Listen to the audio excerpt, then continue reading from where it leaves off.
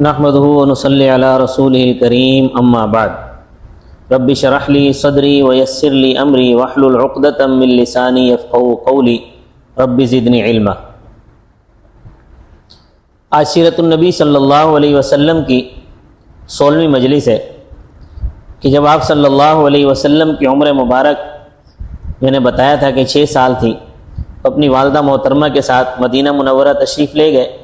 وہاں سے واپسی پر آپ صلی اللہ علیہ وسلم اپنی والدہ اور ام ایمن کے ساتھ واپس آ رہے تھے تو مقام ابوا میں آپ صلی اللہ علیہ وسلم کی والدہ کا انتقال ہو گیا۔ یہ زندگی کا پہلا سانحہ تھا اور بہت بڑا سخت سانحہ تھا کہ والدہ کی ابدی جدائی ہو رہی ہے، اور وہ بھی پردیس میں۔ آپ صلی اللہ علیہ وسلم پر کیا گزری ہوگی 6 سال کی عمر میں، یہ تو اللہ ہی بہتر جانتا ہے۔ اگر ہم تھوڑی دیر کے لیے سوچ لیں کہ 6 سال کا بچہ اپنی والدہ کی تدفین کر رہا ہے اور تسلی دینے والا بھی کوئی نہیں ہے۔ اس کے بعد ام ایمن نے آپ صلی اللہ علیہ وسلم کو لیا اور خدا کی امانت آپ صلی اللہ علیہ وسلم کو اپنے دادا عبد المطلب کے حوالے کیا۔ حضور صلی اللہ علیہ وسلم فرماتے ہیں کہ ام ایمن میری والدہ کے بعد میری ماں ہے۔ آپ صلی اللہ علیہ وسلم نے جب حضرت خدیجہ سے رضی اللہ تعالیٰ عنہ سے نکاح کیا تو ام ایمن رضی اللہ عنہ کو آزاد کر دیا۔ رسول اللہ صلی اللہ علیہ وسلم نے جب نبوت کا اعلان کیا تو ام ایمن اولین تصدیق کرنے والوں میں سے ہو گئیں۔ حضور اکرم صلی اللہ علیہ وسلم نے انہیں آزاد کر کے ان کا نکاح بنی حارث کے عبید بن زید بن عمر سے کر دیا، جن سے ایمن پیدا ہوئیں، اسی لیے ان کی کنیت ام ایمن تھی۔ ان کے شوہر کے انتقال پر حضور صلی اللہ علیہ وسلم نے آزاد کردہ غلام حضرت زید بن حارثہ سے ان کی شادی کروائی۔ اسامہ ابن زید رضی اللہ تعالیٰ عنہ یہ ام ایمن کے بیٹے ہیں۔ ام ایمن نے 2 ہجرتیں کی ہیں، ایک حبشہ اور دوسری مدینہ کی جانب۔ ام ایمن نے حضرت عثمان رضی اللہ تعالیٰ عنہ کے عہد خلافت میں وفات پائی۔ آپ صلی اللہ علیہ وسلم اپنے دادا کے سایہ شفقت میں رہے۔ عبد المطلب آپ صلی اللہ علیہ وسلم سے بے انتہا محبت کرتے تھے اور طرح طرح سے محبت اور شفقت کا اظہار کرتے تھے۔ عبد المطلب کے لیے بیت اللہ کے زیر سایہ ایک فرش یعنی ایک قالین بچھایا جاتا تھا، وہ اس پر بیٹھتے تھے اور اس کے آس پاس قریش کے بڑے بڑے سردار بھی بیٹھتے تھے، لیکن کسی میں ہمت نہیں ہوتی تھی کہ اس مسند کی طرف قدم کو اٹھائے۔ لیکن جناب رسول اللہ صلی اللہ علیہ وسلم جب آتے تھے تو آپ صلی اللہ علیہ وسلم کے چچا آپ کو پیچھے ہٹاتے تو عبد المطلب، جن کی بینائی تھوڑی کمزور تھی، وہ ان کی آواز سن کر کہتے تھے کہ میرے اس بچے کو نہ ہٹاؤ، اس میں خود شناسی کا نادر جوہر ہے، رب کعبہ کی قسم اس کی بڑی شان ہے، اور اپنے ساتھ اس مسند پر بٹھاتے تھے۔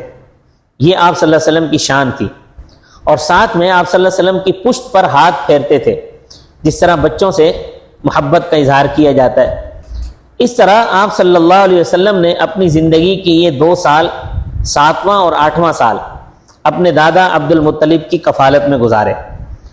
چونکہ اگر کسی بچے کے والد کا انتقال ہو جائے تو پھر دادا والد کے قائم مقام ہو جاتا ہے۔ اس طرح آپ صلی اللہ علیہ وسلم اپنے دادا کے ساتھ 2 سال رہے۔ آپ صلی اللہ علیہ وسلم کی 7 اور 8 سال کی عمر میں ہمیں تعلیمات ملتی ہیں۔ آپ صلی اللہ علیہ وسلم نے فرمایا کہ جب بچہ 7 سال کا ہو جائے اس کے بستر کو الگ کر دو۔ اسی طرح آپ صلی اللہ علیہ وسلم نے فرمایا کہ جب بچہ 7 سال کا ہو جائے اسے نماز کی ترغیب دو کہ وہ نماز پڑھے۔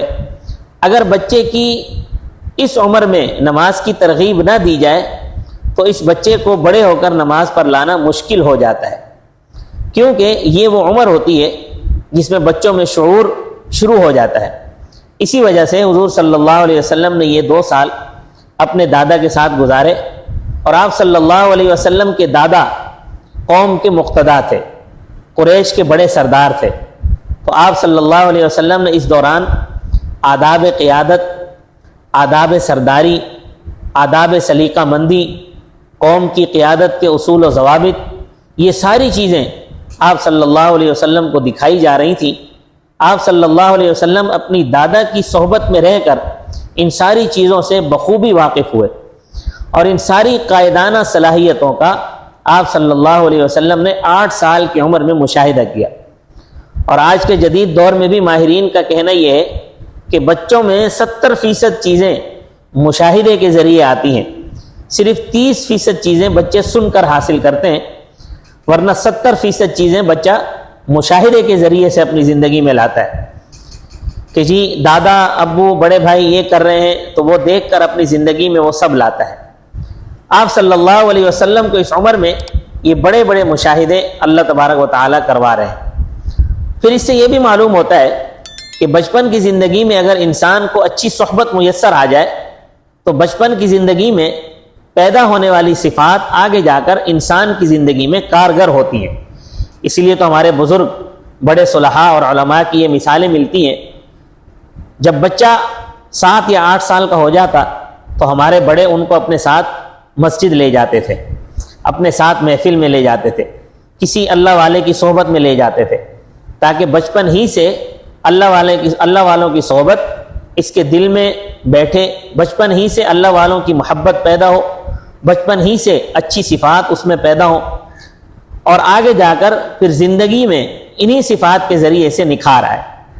آج ہم اپنے بچوں کو مجالس، مساجد، مدارس اور نیک لوگوں کی صحبت میں نہیں لے جاتے، اصلاحی بیانات میں نہیں لے جاتے، دنیا بھر میں گھمانے کے لیے لے جاتے ہیں، ہر جگہ ساتھ لے جاتے ہیں. شریعت اس سے منع بھی نہیں کرتی، جائز طریقے پر آپ کہیں بھی سفر کریں، قرآن میں ہے، کہہ دیجئے کہ زمین پر چل پھر کر دیکھو تو صحیح کس طرح اللہ تعالیٰ نے ابتداءً پیدائش کی، پھر اللہ تعالیٰ ہی دوسری نئی پیدائش کرے گا. اللہ تعالیٰ ہر چیز پر قادر ہے، سورہ عنکبوت میں ہے یہ. لیکن ہمیں نیک لوگوں کی صحبتیں بھی تو اپنے بچوں کو دینی چاہیے. اگر بچوں کو بچپن میں ہی نیک لوگوں کی صحبتوں سے دور رکھیں گے اور پھر بڑے ہونے کے بعد ہم کہیں گے کہ بیٹا آپ مسجد کیوں نہیں جاتے، آپ نماز کیوں نہیں پڑھتے، آپ نیک لوگوں کے قریب کیوں نہیں آتے، تو جب بچپن ہی سے اس نے کبھی یہ صحبت ہی حاصل نہیں کی تو پھر بڑے ہو کر وہ کیسے قریب آئے گا. اس لیے بچوں کو اس 7 سال کی عمر میں حکم دیا کہ اس کو نماز کی ترغیب دو، اس کے ذہن میں اچھی صحبتیں عطا کرو، اس طرح مستقبل میں جا کر اس کے اثرات اس کی زندگی میں آئیں. لہٰذا ہمیں بچپن ہی سے اپنے بچوں کی صحبت کا خیال رکھنا چاہیے، اور ایسے استاد کا ہم انتخاب کریں جس میں قائدانہ صفات ہوں، اچھی صفات ہوں، تاکہ وہ ہمارے بچوں میں اچھی صفات منتقل کریں. یہ سبق ہمیں نبی صلی اللہ علیہ وسلم کی تعلیمات سے ملتا ہے کہ بچے کی عمر کے حساب سے استاد کو بھی تبدیل کرنا چاہیے. جب ہمارا بچہ پہلی کلاس میں پڑھتا ہے تو اس کے استاد کوئی اور ہوتے ہیں، 10ویں کلاس میں پڑھتا ہے تو پھر اس کے استاد کوئی اور ہوتے ہیں، حفظ کر رہا ہے تو استاد کوئی اور ہیں، عالم بن رہا ہے تو اس کے استاد کوئی اور ہیں. ہر عمر کے اعتبار سے استاد تبدیل ہوتے جاتے ہیں، کیونکہ عمر کے اعتبار سے بچے کی نفسیات میں تبدیلی آتی ہے، تجربات انسان حاصل کرتا ہے. تو اسی اعتبار سے ہم استادوں کا بھی چناؤ کریں. آپ صلی اللہ علیہ وسلم نے اپنے بچپن کے 4 سال حضرت حلیمہ سعدیہ کے ساتھ طائف میں گزارے. انہوں نے تربیت کی، کیسا خیال رکھا حضرت حلیمہ سعدیہ نے آپ صلی اللہ علیہ وسلم کا، اپنے بچوں سے زیادہ محبت دی. پھر 2 سال اپنی والدہ حضرت آمنہ کے ساتھ رہے، تو ماں کی محبت تو انسان کے لیے پہلی درسگاہ ہے، وہاں سے تعلیم حاصل کی. پھر 2 سال 7واں اور 8واں سال اپنے دادا کی کفالت میں آئے، قائدانہ اور عمدہ صفات حاصل کی. پھر اس کے بعد ابو طالب کی کفالت میں آئے. اپنے بچپن کے 4 سال حضرت حلیمہ سعدیہ کے ساتھ، 2 سال حضرت آمنہ اپنی والدہ کے ساتھ، 2 سال اپنے دادا کی کفالت میں، اور پھر 4تھے نمبر پر ابو طالب کی کفالت میں آئے. تو یہ جو ساری ترتیب دی جا رہی ہے، یہ سارے انتظامات کیے جا رہے ہیں، مختلف اعتبارات سے آپ صلی اللہ علیہ وسلم کو کامل بنایا جا رہا ہے. یہ محض اتفاق نہیں ہے، بلکہ بتلانا مقصود ہے کہ یہ کوئی معمولی بچہ نہیں ہے، یہ کوئی معمولی ہستی نہیں ہے، بلکہ اس بچے نے آگے جا کر امام الانبیاء والمرسلین بننا ہے، خاتم الانبیاء ہیں سارے جہاں کے لیے. اللہ تعالیٰ نے آپ کو رحمت للعالمین بنایا ہے. تو یہ سارے سلسلے آپ صلی اللہ علیہ وسلم کے لیے جوڑے جا رہے ہیں. آج کل جو ہمارے ساتھ تربیت اولاد کے اعتبار سے سب سے بڑا چیلنج ہمارے لیے یہ ہے، ہم یہ ادراک ہی نہیں کر پاتے. ہمارے افہام و تفہیم 4 سال کے بچے کے لیے، 8 سال کے بچے کے لیے، 15 سال کے بچے کے لیے ایک ہی طرز عمل ہے، جس کا نتیجہ یہ ہوتا ہے کہ ہم اپنے بچوں کی وہ تربیت نہیں کر پاتے جو کرنی چاہیے. لہٰذا ہمارے نبی صلی اللہ علیہ وسلم کی بچپن کی زندگی میں بھی ہمارے بچوں کے لیے کتنی خوبصورت تعلیمات موجود ہیں، کتنے نصائح موجود ہیں جنہیں ہم اپنے بچوں میں پیدا کر کے اپنے بچوں کی بہترین تربیت کر سکتے ہیں، ان کے اچھے اخلاق بنا سکتے ہیں، کردار بنا سکتے ہیں، ان میں اچھی صفات پیدا کر سکتے ہیں۔ لہٰذا ہمارے نبی صلی اللہ علیہ وسلم کی زندگی، چاہے ہماری زندگی ہو، ہمارے بچوں کی زندگی ہو، بڑوں کی زندگی ہو، سب کے لیے ہمارے نبی کی زندگی بطور نمونہ ہے، سب کے لیے اس میں رہنمائی موجود ہے۔ اللہ تعالی ہمیں اپنے نبی کی سیرت اپنانے اور پھیلانے کی توفیق عطا فرمائے، اور سنتوں کے مطابق اپنی بقیہ زندگی گزارنے کی توفیق عطا فرمائے، آمین۔ وما علینا الا البلاغ المبین۔